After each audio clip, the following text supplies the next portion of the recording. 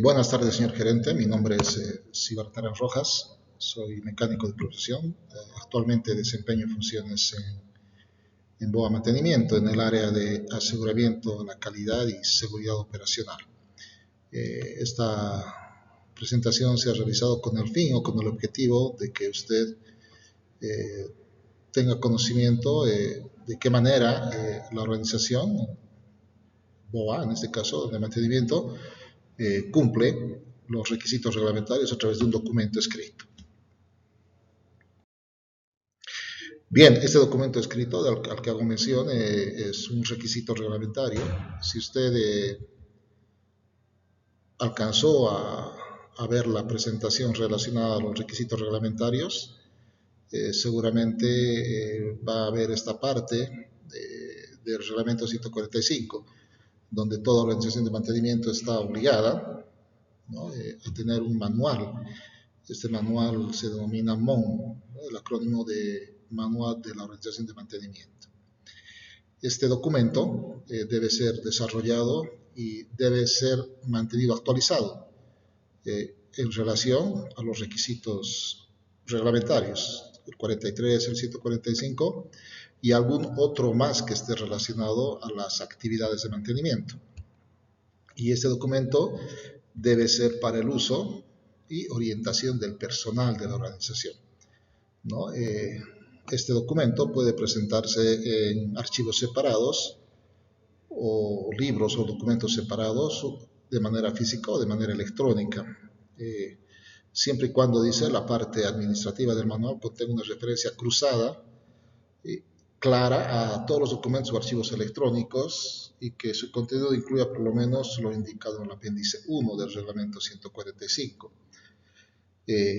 Este apéndice es el que de alguna manera delimita lo que este documento debe tener como mínimo. El punto B de este requisito indica de que este manual y cualquier enmienda subsiguiente, es decir, posterior a su aceptación, también debe ser aceptado por la ACC, ¿no? Es decir, que nada puede ser sobrescrito, ¿no?, sin que la autoridad aeronáutica reciba la información y sea aceptado por la DGAC, ¿no? Este documento podría ser revisado, ¿no?, bajo dos posibilidades. Una es de que este reglamento cambie por algún motivo y que nosotros tengamos que reescribir el manual para cumplir con ese nuevo requisito o ese requisito mejorado. Y la otra posibilidad es de que la organización, por necesidades propias, ¿no?, por conveniencia propia, decida hacer mejoras en los procedimientos. También indica de que nuestra organización o cualquiera puede usar suplementos a este manual, a este documento, para poder satisfacer los requisitos especiales de otros estados. Esto viene en relación a que nosotros formamos parte del Estado boliviano, ¿no?, y la Autoridad Aeronáutica, a través de la Autoridad Aeronáutica, el Estado boliviano conforma el Sistema Regional de Vigilancia para la Seguridad Operacional, o el SRVSOP, que está en Lima, que es igual, es un ente de cooperación, cooperativo de OASI hacia la región, ¿sí? Entonces, se ha desarrollado un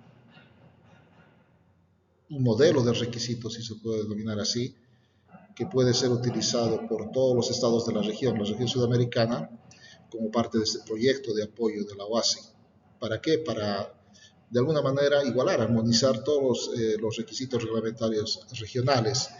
Eso también ayuda mucho porque, teniendo eso, la operación entre estados de la región se simplifica, y más aún entre las OMAs, ¿no? Eso nos permite incluso tener certificaciones multinacionales como OMA, porque los requisitos de mantenimiento son muy bien parecidos en toda la región. Y bajo el convenio de cooperación, ¿no?, del sistema regional, nosotros podríamos certificar varios estados a la vez si así lo deseáramos. Por eso es que el requisito habla de la posibilidad de que nosotros, cuando sea necesario, y así el estado lo exija, podríamos desarrollar suplementos de este manual para cumplir con requisitos específicos de algún estado al cual podamos, queramos o pretendamos, mejor, certificar como una OMA. En este caso dice, este suplemento y sus enmiendas deben ser aceptadas por la autoridad del estado de matrícula. Bien, sin perjuicio en lo indicado en el anterior párrafo, podrán aceptarse, dice, modificaciones menores en el manual a través de un procedimiento adecuado. En adelante, aceptación indirecta. ¿Qué significa eso? Que cambios menores por errores ortográficos o de contexto podrían ser cambiados en el manual sin que pase por una previa aceptación de la DGAC. A este procedimiento se llama aceptación indirecta. Eso pasa por un correo electrónico, una nota enviada al inspector encargado de la OMA y informándole que ha habido un cambio menor en el manual. Entonces ellos van a hacer una aceptación indirecta, es decir, con esos cambios menores. Finalmente, el punto D de este requisito habla de que una OMA debe enviar, dice que cualquier enmienda, cambio en los manuales debe ser enviadas prontamente, dice es el término que utiliza aquí el reglamento, ¿no? A todos los organismos o personas que hayan recibido el manual.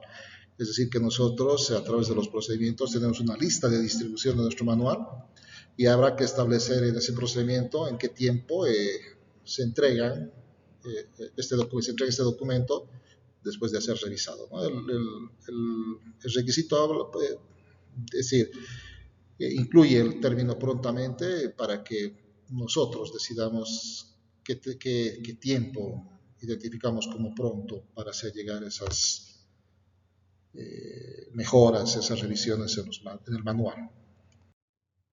Bien, ahora le voy a mostrar un poquito qué es lo que incluye el apéndice 1 del reglamento 145, como dice en la parte de arriba, y qué es lo que debe tener un manual, ¿no? Lo voy a ir leyendo y un poquito lo voy a ir explicando qué significa cada uno de los puntos y de qué manera nosotros cumplimos, ¿no? Es decir, el manual debe tener esta estructura, ¿no? Debe tener 9 capítulos, 9 libros. Como decía al principio, la parte administrativa, si fueran libros separados, debe hacer referencia a los demás. Para el caso nuestro, nosotros tenemos un manual, el manual del programa de instrucción.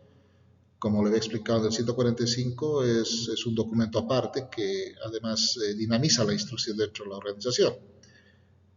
También tenemos un manual de SMS que es separado del MON, que nos permite igual manejar de mejor manera, nos ayuda a gestionar de mejor manera la seguridad operacional aquí en la OMA, unida a la salud y seguridad del trabajo y la gestión medioambiental, ¿no? Entonces esta parte del manual, la parte administrativa,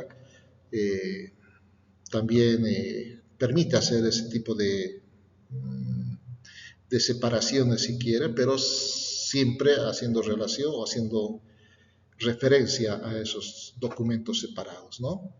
Nosotros tenemos, por ejemplo, un manual de formularios, procedimientos y formularios que está separado del MON porque es una herramienta dinámica, ¿no? Que en el día a día puede ir añadiéndose elementos o quitándose elementos de acuerdo a la necesidad y el progreso del mantenimiento. Entonces, eso es una, como le digo, es una herramienta muy dinámica que nos sirve a nosotros para, sin necesidad de entrar manual, poder ir moviéndonos rápidamente y comunicándonos con la DGAC.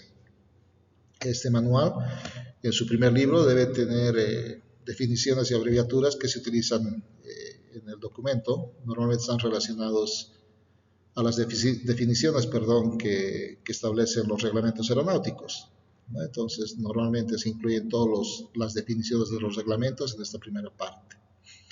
También debe haber una descripción de los procedimientos de la organización, de los sistemas de inspección o sistemas de calidad y cómo se considera la gestión de la sede operacional. Entonces yo comentaba que lo que se ha hecho aquí en la OMA es tener un sistema integrado, ¿no? Se han integrado los sistemas de manera que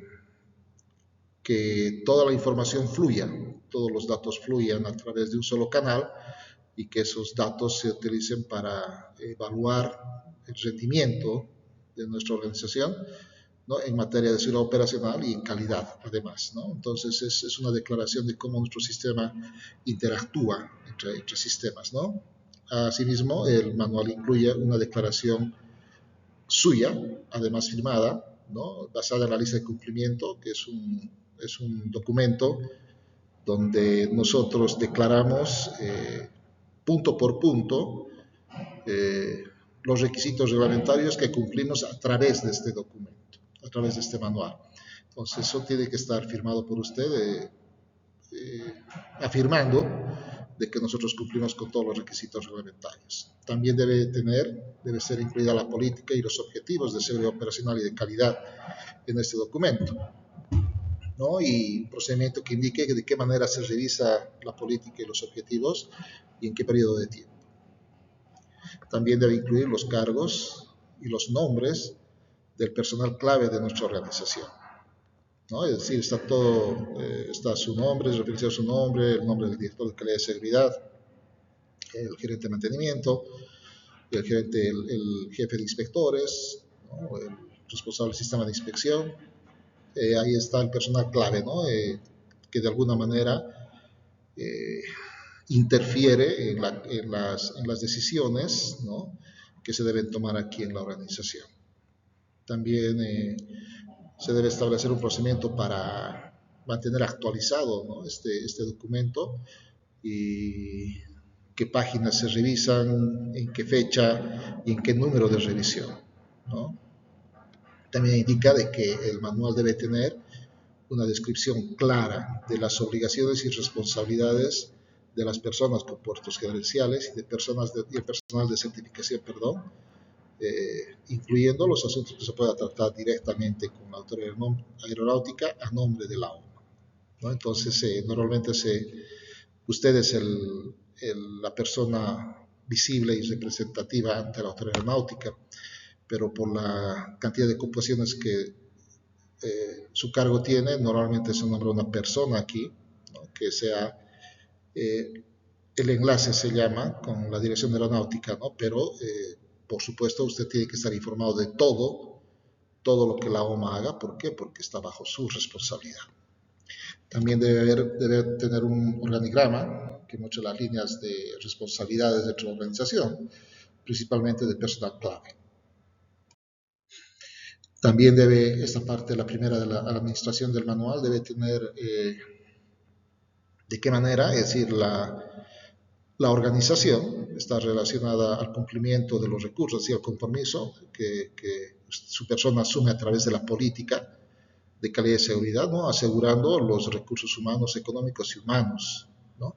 Entonces hay una indicación general de los recursos humanos necesarios para tener la lista de capacidades. De esa manera nosotros hacemos un cálculo de la hora hombre necesaria por la cantidad de trabajos que nosotros tenemos y de esa manera se le demuestra a la dirección de aeronáutica que tenemos el personal primero suficiente y luego competente para cubrir nuestra lista de capacidades, ¿no? También exige que en esta parte hay una descripción general y detallada de las instalaciones, ¿no? Que están ubicadas tanto aquí en Cochabamba como en cualquier parte de las otras ciudades, ¿no? Tiene que haber una descripción, con qué contamos.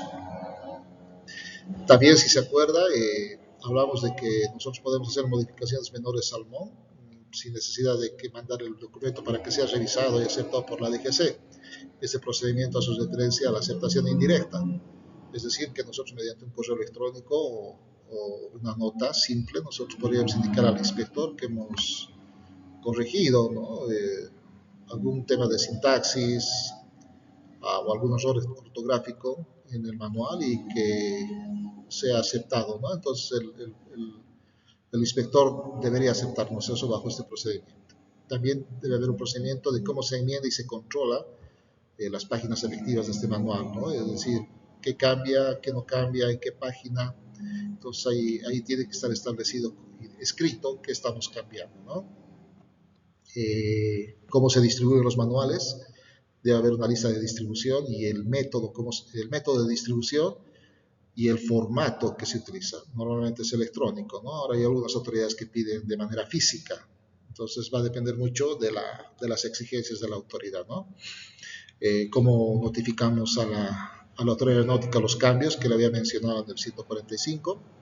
Debemos nosotros notificar los cambios a la DGC, indicando de que, por ejemplo, su cargo, en el cargo del gerente general o el gerente responsable para el caso de la norma ha sido cambiado. Entonces, la DGC pedirá para eso todo el documento de respaldo del nombramiento, de su currículum y los cursos que hoy en día está recibiendo, para que la DGC a través de sus procedimientos lo acepte como gerente responsable, ¿no? También habla para mantener una lista actualizada de las funciones de mantenimiento subcontratadas, es decir, nosotros podemos subcontratar trabajos a otras organizaciones que no estén aprobadas y que trabajen bajo nuestro sistema de calidad. Entonces nosotros tenemos que informarle a la DGAC cuáles son estas organizaciones y que están bajo nuestro control, es decir, a través de auditorías, a través del sistema de inspección, ¿no? Asimismo, debemos nosotros establecer una lista, debemos informarle a la DGC qué ubicaciones adicionales están autorizadas y que se mantiene siempre actualizada esa lista, ¿no? Y el procedimiento de evaluación para los subcontratistas, ¿no? Que trabajan bajo el sistema de calidad de nuestra organización. Bien, ese es el primer libro que debe tener el MON. El segundo libro habla ya de los procedimientos del sistema de mantenimiento. Si ustedes recuerdan, en el 145, en el reglamento 145, hablábamos de que la OMA, perdón, debe estar conformada por sistemas, un sistema de mantenimiento, un sistema de inspección, un sistema de calidad y un sistema de SMS. La parte 2, el libro 2 del manual habla específicamente de los procedimientos del sistema de mantenimiento, es decir, los que ejecutan el mantenimiento dentro de la organización, ¿no? Entonces, el primer punto habla de qué procedimientos se utiliza la organización para establecer y controlar la competencia del personal de la organización de acuerdo a los alcances, ¿no? Es decir, de acuerdo a la lista de capacidades aprobada. También el punto 2 habla de que debemos describir de manera general cuál es el alcance autorizado del trabajo a través de un documento que se llama lista de capacidades, ¿no? Nosotros tenemos que declarar, ¿no?, qué podemos hacer, y esa declaración escrita debe ser aprobada por la DGAC, ¿no? Y eso tiene que estar, debe estar disponible para todas las personas de la organización, el público, si se quiere algún trabajo, ellos deben saber qué podemos hacer, ¿no es cierto? Y la DGAC, por supuesto. También debemos tener procedimientos para preparar la certificación de control de mantenimiento. Si bien recuerda, en el 145 hablamos de qué debe contener un certificado de control de mantenimiento. Entonces, aquí nosotros, a través de nuestro procedimiento interno, declaramos cómo vamos a cumplir con esa parte del requisito, cómo vamos a emitir el certificado de control de mantenimiento, quiénes autorizan, qué necesitan revisar, ¿no es cierto? Revisar cómo se genera ese texto para certificar, ¿no es cierto?, que la aeronave o el componente está apto y seguro para retornar a servicio. También debemos describir un método para completar los registros. Si usted recuerda, eso no podemos entrar en cumplimiento. Los registros deben conservarse y generarse y llenarse de manera correcta, ¿no? También debemos tener un sistema de control de los registros, ¿no? Cómo controlamos, cómo se generan, cómo se controlan, para evitar de alguna manera una equivocación que podría ocurrir o un sobrescrito sobre los registros que podría llevarnos a algún problema. También necesitamos un procedimiento para mantener un listado de los trabajos mensuales que generamos, es decir, nosotros tenemos que controlar, ¿no?, todas las horas de trabajo que se generan aquí en la organización por mes, describiendo el alcance del trabajo, fechas de apertura, fechas de cierre, qué personal ha sido el encargado de cesar el trabajo. Entonces, de esa manera la DGC puede venir y decir a tal hora del trabajo, quién ha sido responsable, qué documento, y de esa manera nos vigilan, ¿no? También debemos tener un procedimiento para aprobar al personal de certificación a firmar certificados. Si recuerda bien, yo le había comentado durante el 145 que usted es la persona que autoriza al personal a nombre de la organización. Sin embargo, esa responsabilidad puede ser delegada aquí en la OMA a otra persona. En este caso es el jefe de inspectores. También necesitamos un procedimiento para registrar al personal de certificación. Eso en inglés se llama roster, es un listado de personal que identifica claramente, ¿no? A la persona, su número de licencia y los alcances de certificación que tiene a nombre de la organización. Y cómo se emite otro procedimiento para emitir los certificados de conformidad y mantenimiento. Bueno, también debemos tener un procedimiento de qué manera nosotros informamos a la Dirección de Aeronáutica, al dueño del avión y al fabricante si identificamos algún fallo, mal funcionamiento o defecto en una aeronave mientras estamos haciendo el mantenimiento. También debemos describir ahí en el procedimiento del manual quién hace qué, cómo, es decir, si alguien identifica, a quién informa y en qué nivel o quién al final emite o realiza el informe obligatorio. También necesitamos un procedimiento. La OMA no, por naturaleza no es dueño de los datos técnicos o de mantenimiento. El que es dueño es normalmente el operador. Entonces, las OMAs lo que hacemos es recibir esos documentos, ¿no?, de los dueños de los aviones que nos sirven como soporte para hacer el mantenimiento. Entonces, para eso necesitamos un procedimiento de cómo recibir, cómo controlar o cómo informarle al dueño del avión si algún documento ha faltado o está desactualizado. Entonces, ese procedimiento nos permite de alguna manera controlar los datos técnicos de la aeronave, ¿no? También ahí nos permite o nos obliga a hacer una descripción cuando corresponda, dice, de las actividades contratadas. Es decir, nosotros podemos contratar a otras organizaciones de mantenimiento. Esto se refiere principalmente porque la lista de capacidades de la OMA permite que nosotros brindemos servicios a cualquier aeronave. No es exclusiva de una aerolínea, sino a cualquier aeronave y de cualquier aerolínea, pero con ese modelo de aeronave. Para el ejemplo del 737 de nueva generación, nosotros, por las capacidades autorizadas que tenemos, podemos brindarle servicio tanto a nuestra aerolínea como a cualquier otra aerolínea que así lo requiera. Claro, que tenga matrícula nacional, ¿no?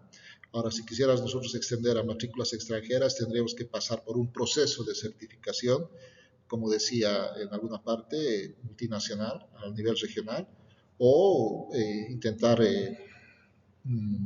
la certificación de la FAA, ¿no? La FAA que cubre más y muchos de los dueños de los aviones exigen que sean FAA. Entonces, bajo esas consideraciones, nosotros no siempre contamos con todo, ¿no? Podemos hacer convenios de cooperación técnica con otras organizaciones para que nos provean servicios. Se me ocurre, no sé, de equipos de emergencia que nosotros no podríamos hacer acá. Entonces, nosotros podemos hacer un convenio con otra OMA autorizada que tenga esas capacidades y podría proveernos esos servicios en caso de que el dueño del avión así lo requiera, ¿no? También necesitamos tener procedimientos para cumplir con los requerimientos del dueño del avión, cómo quiere que hagamos el mantenimiento de sus aeronaves, ¿no? Ellos, los explotadores aéreos, por requisito deben tener procedimientos de control de mantenimiento a una organización como la nuestra. Entonces necesitamos saber qué está escrito en sus manuales y de qué manera ellos controlan a sus proveedores de servicios de mantenimiento, ¿no? Y cualquier otro procedimiento adicional que cuando corresponda del explotador o del dueño de la aeronave, ¿no? También debemos tener un procedimiento para evaluar y validar, controlar además nuestros proveedores.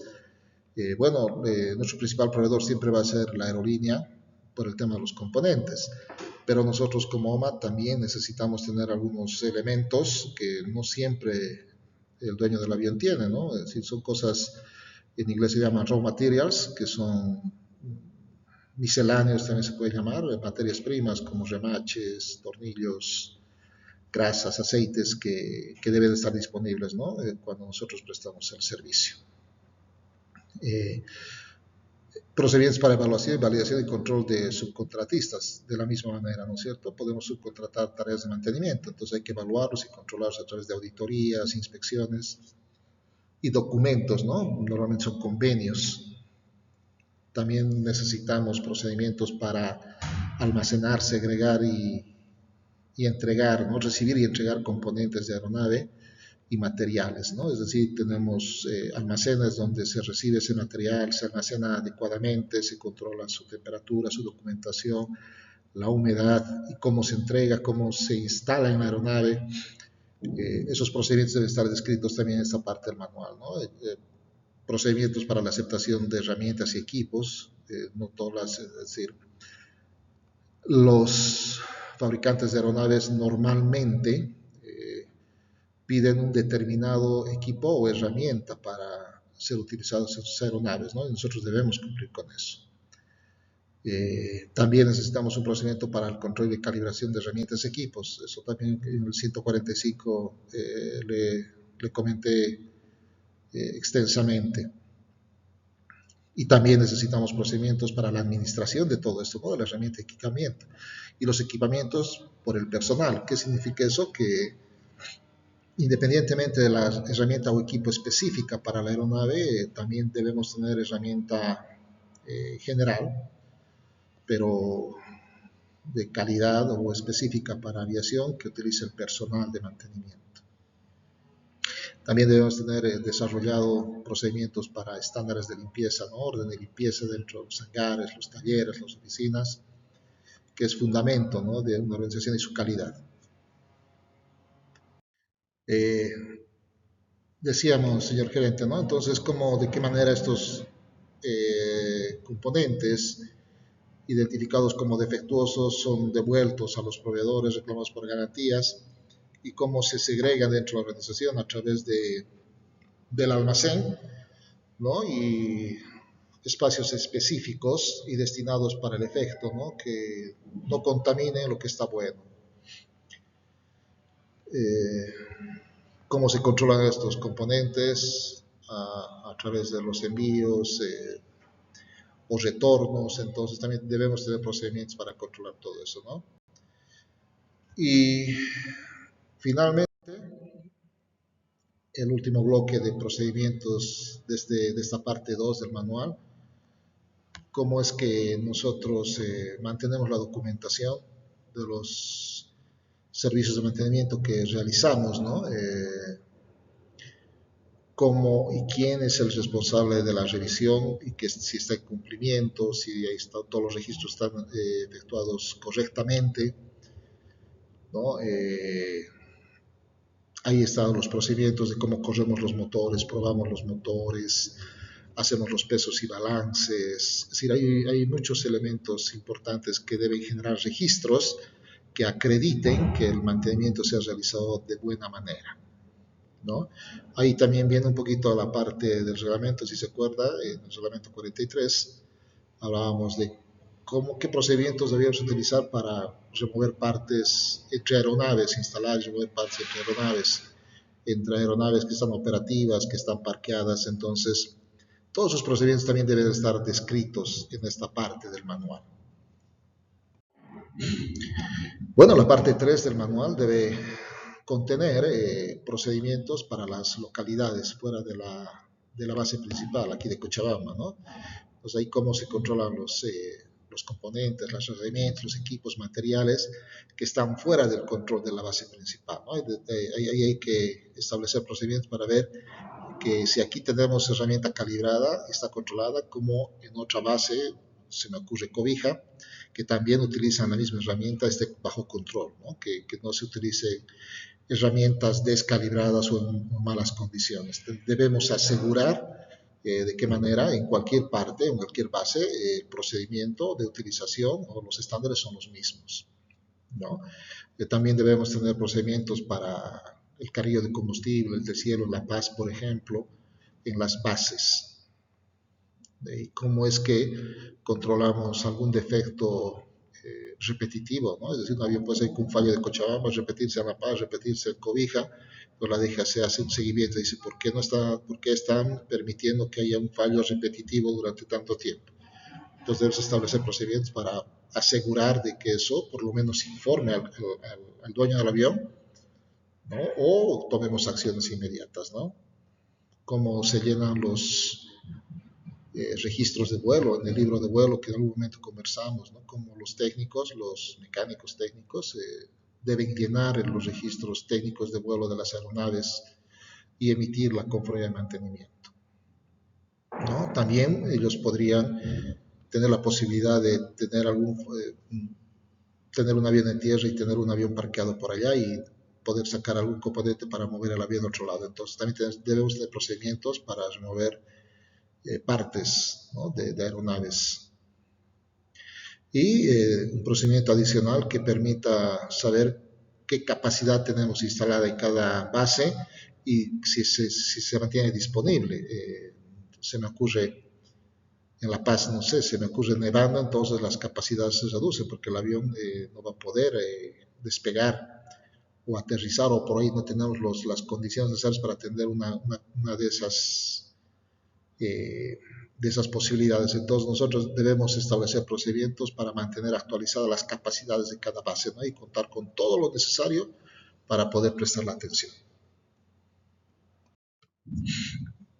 Bien, la parte 4 del manual debe contener y establecer procedimientos para el sistema de inspección, ¿no? El capítulo 2 es para el sistema de mantenimiento, ejecución de mantenimiento aquí en la base principal. El capítulo 3 o el libro 3 es para el mantenimiento que se realiza en las bases.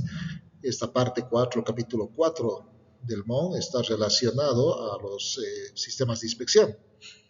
Entonces, el sistema de inspección, como en algún momento le comenté, tiene por finalidad garantizar, ¿no? la buena realización del mantenimiento, ¿no? Y que todo lo que se efectúa en la aeronave se haga en acuerdo a lo requerido por el fabricante de la aeronave y también de la dirección de aeronáutica. Entonces, este capítulo habla de cómo los inspectores reciben los componentes, materiales, herramientas, evalúan su documentación, además el estado físico del componente, ¿no? Correlacionado con la documentación que reciben, y ellos certifican de que el componente puede ser instalado de manera segura en la aeronave. Ese proceso, esa parte del sistema de inspección se llama la inspección de recepción de partes y componentes, en inglés Income Inspection. Entonces son inspectores altamente entrenados, que aparte que si descubren una parte sospechosa que que debe estar aprobada, se debe hacer informes a la dirección de aeronáutica, ¿no? Y tener una manera de segregar esos componentes que son de dudosa procedencia.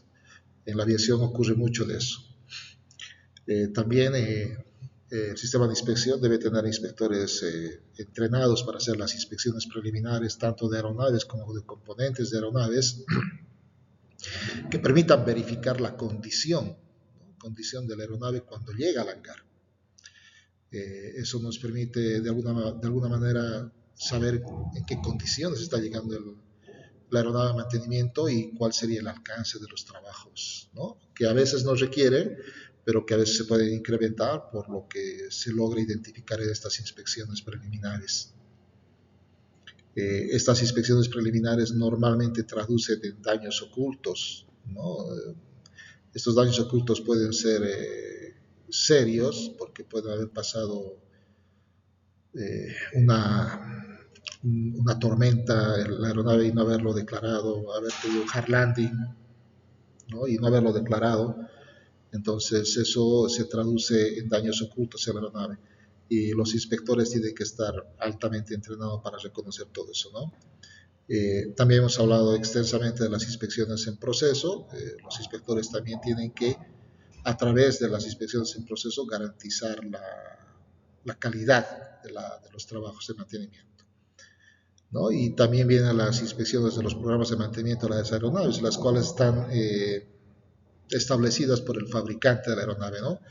Ellos definen dónde se tienen que hacer las inspecciones y por qué método. Hay varios tipos, métodos de inspección, así se denominan. Todos los inspectores están entrenados para utilizar ciertos métodos para identificar no conformidades o fallas en las aeronaves, ¿no? A través del programa de mantenimiento de la aeronave. Y finalmente está la inspección final, donde una persona, un inspector, a nombre de la organización, va a emitir el certificado de compra y mantenimiento, ¿no? Vuelvo a recordarle, eso es una responsabilidad suya, pero que está delegada del jefe de inspectores. Entonces, normalmente es un inspector que tiene las calificaciones para hacer ese trabajo. Sí, a veces puede ocurrir de que no siempre tenemos todos los equipos o herramientas. Podríamos alquilar alguna de algún proveedor o del mismo fabricante. Entonces los inspectores deben verificar que lo que se está trayendo es el correcto, está adecuado y es en buenas condiciones, ¿no? Que sí cuando corresponda. Eh, bien, por parte del sistema de inspección. La parte 5 habla de los procedimientos del sistema de calidad y de seguridad operacional. Eh, como le comentaba, durante el 145 y el 43 es muy beneficioso integrar los sistemas de calidad como los de seguridad operacional, los de salud y seguridad del trabajo, los de gestión ambiental, porque permite generar mucho dato, ¿no? Que permita tomar decisiones adecuadas, además, cuando corresponda, ¿no? Entonces, el sistema de calidad de la OMA debería o debe contener todos estos procedimientos, ¿no? Nosotros tenemos auditorías internas de calidad y de SMS dentro de la organización. También nosotros auditamos las funciones de mantenimiento subcontratadas o contratadas cuando sea el caso, como le he ido explicando. También tenemos procedimientos establecidos para tomar acciones correctivas y preventivas de las auditorías, tanto internas como las que realizamos a terceros o como las que nos realiza la Dirección de Aeronáutica o las de certificación, ¿no? Que podría venir por un ente externo a certificarnos. Entonces nosotros respondemos todas las auditorías, tanto internas como externas. Por eso tenemos procedimientos de acciones correctivas y preventivas que se toman, ¿no? También tenemos procedimientos para controlar la competencia de nuestros auditores. También a partir del sistema nosotros establecemos procedimientos para calificar las actividades especializadas dentro de la organización, como el NDT, por ejemplo, soldadura, que son normas industriales que están muy relacionadas al mantenimiento, no solamente aeronáutico, sino también de la industria, ¿no?